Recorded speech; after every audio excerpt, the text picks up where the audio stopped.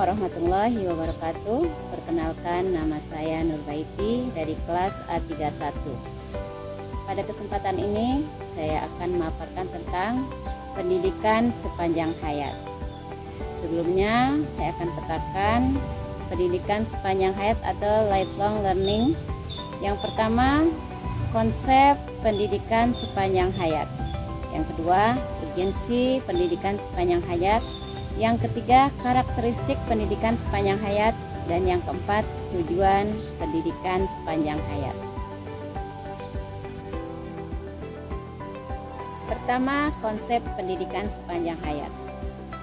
Belajar sepanjang hayat adalah suatu konsep tentang belajar terus-menerus dan berkesinambungan atau continuing learning dari buayan sampai akhir hayat, sejalan dengan fase-fase perkembangan pada manusia. Adapun fase perkembangan manusia yang pertama, masa kanak-kanak dimulai dari 0 sampai 5 tahun. Yang kedua, masa anak dimulai dari usia 6 sampai 12 tahun. Yang ketiga disebut masa remaja dari usia 13 sampai 20 tahun. Yang keempat, dewasa awal dari usia 21 sampai 40 tahun. Yang kelima, setengah baya usia 41 sampai 65 tahun. Dan yang terakhir masa tua yaitu di atas 65 tahun. Yang kedua, urgensi pendidikan sepanjang hayat. Yang pertama yaitu alasan keadilan. Terselenggaranya pendidikan sepanjang hayat secara meluas di kalangan masyarakat dapat menciptakan iklim lingkungan yang memungkinkan terwujudnya keadilan sosial. Yang kedua, alasan ekonomi. Alasan ekonomi merupakan alasan yang sangat vital dalam penyelenggaraan pendidikan. Yang ketiga, alasan sosial. Faktor yang berhubungan dengan perubahan peranan keluarga, remaja, emansipasi wanita, dan sebagainya. Perkembangan ilmu pengetahuan dan teknologi. Perkembangan ilmu pengetahuan yang teknologi yang demikian pesat yang telah melanda negara maju dan negara-negara yang sedang berkembang memberi dampak yang besar karena adanya perubahan-perubahan kehidupan sosial, ekonomi, dan nilai budaya. Alasan sifat pekerjaan. Perkembangan ilmu pengetahuan dan teknologi di sisi yang lain juga memberi andil kepada munculnya pekerjaan-pekerjaan baru yang menyerap banyak tenaga kerja dan menuntut persyaratan kerja yang selalu saja berubah.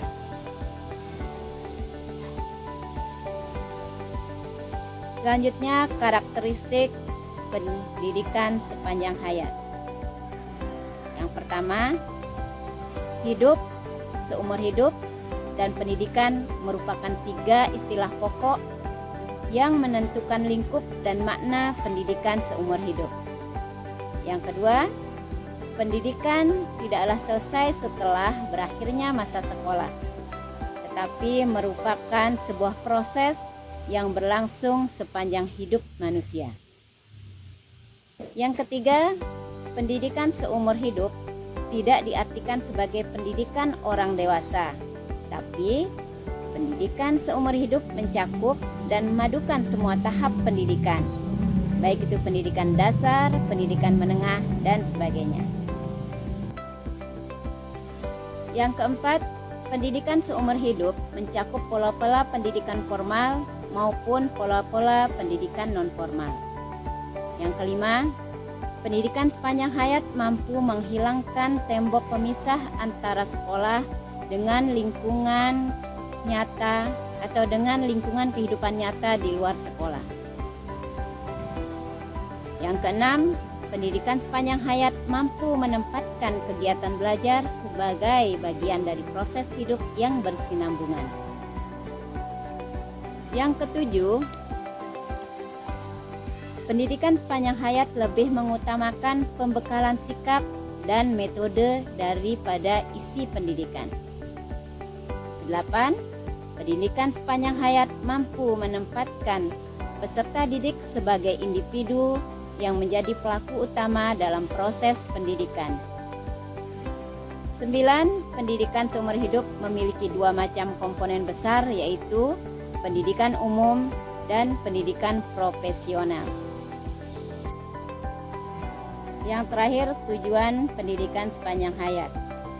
Adapun tujuannya yang pertama yaitu mengembangkan potensi kepribadian manusia sesuai dengan kodrat dan hakikatnya, yakni seluruh aspek pembawaannya seoptimal mungkin. Dengan demikian, secara potensial keseluruhan potensi manusia diisi sesuai kebutuhannya agar dapat berkembang secara wajar. Yang kedua, mengembangkan proses pertumbuhan dan perkembangan kepribadian manusia bersifat hidup dan dinamis, maka pendidikan wajar berlangsung selama manusia hidup. Yang ketiga, menciptakan belajar untuk hidup atau learning to be, dan membentuk masyarakat belajar atau learning society.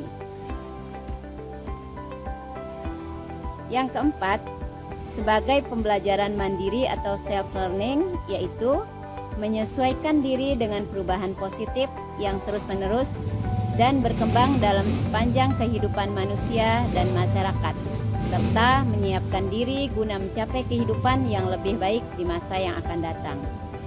Yang kelima, membangun seseorang untuk meningkatkan produktivitas individu, organisasi, tempat kerja, dan negara. Yang terakhir, mampu mengembangkan potensi, pengetahuan, dan keterampilan yang dimilikinya. Demikian pemaparan dari saya. Wassalamualaikum warahmatullahi wabarakatuh.